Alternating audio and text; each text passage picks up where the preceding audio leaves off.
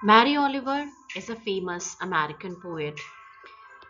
She is a naturalist, and her eco poetry kindles eco consciousness among readers.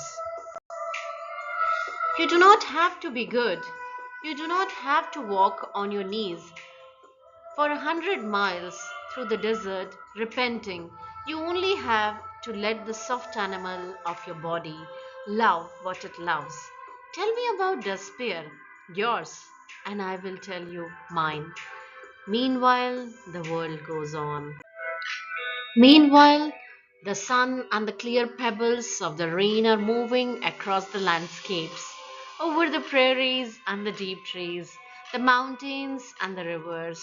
Meanwhile, the wild geese, high in the clean blue air, are heading home again. Whoever you are, no matter how lonely, the world offers itself to your imagination, calls to you like the wild geese, harsh and exciting, over and over announcing your place in the family of things. Tell me, what is it you plan to do with your one wild and precious life? Someone I loved once gave me a box full of darkness. It took me years to understand that this is too was a gift. Listen, you're breathing just a little and calling it alive. You must not ever stop being whimsical, and you must not ever give anyone else the responsibility for your life. I don't want to end up simply having visited this world. Instructions for living a life. Pay attention. Be astonished. Tell about it.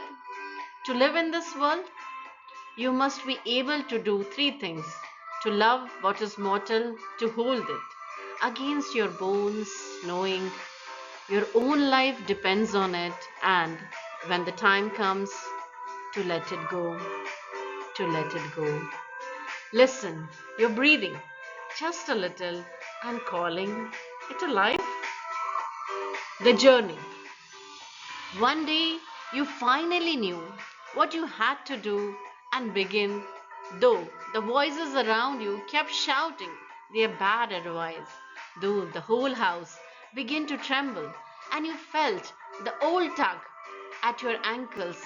Mend my life, each voice cried, but you didn't stop. You knew what you had to do, though the wind pried with its stiff fingers at the very foundations, though their melancholy was terrible.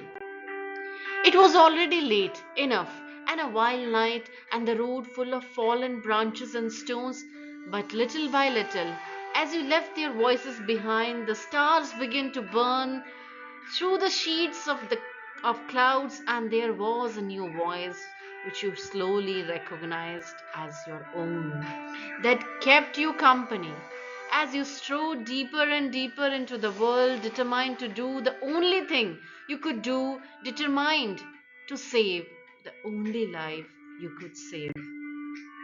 You must not ever stop being whimsical, and you must not ever give anyone else the responsibility for your life.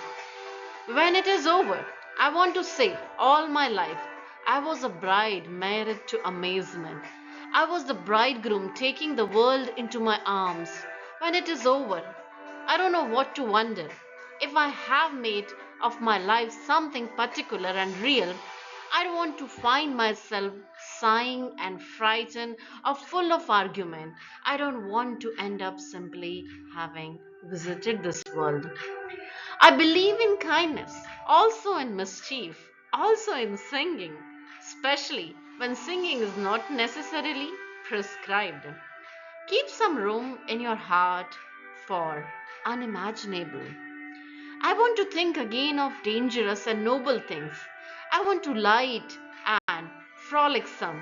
I want to be improbable, beautiful, and afraid of nothing, as though I had wings. The most regretful people on earth are those who felt the call to creative work, who felt their own creative power restive and uprising, and gave to it neither power nor time. Sometimes I need only to stand where I am to be blessed. Still, what I want in my life is to be willing, to be dazzled, to cast aside the weight of facts, and maybe even to float a little above this difficult world. You can have the other words chance, luck, coincidence, serendipity. I will take grace. I don't know what it is exactly, but I will take it. To pay attention, it is our endless and proper work.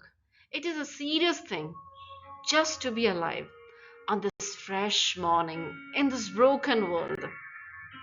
Poetry is a life cherishing force, for poems are not words after all, but fires for the cold, ropes let down to the lost, something as necessary as bread in the pocket of the hungry. Love yourself, then forget it, then love the world. And now I understand something so frightening and wonderful how the mind clings to the road it knows, rushing through crossroads, sticking like lint to the familiar. I go down to the shore. I go down to the shore in the morning, and depending on the hour of the waves are rolling in or moving out, and I say, "Oh, I'm miserable. What shall what should I do?" And the sea says in its lovely voice, "Excuse me, I have work to do." Thank you.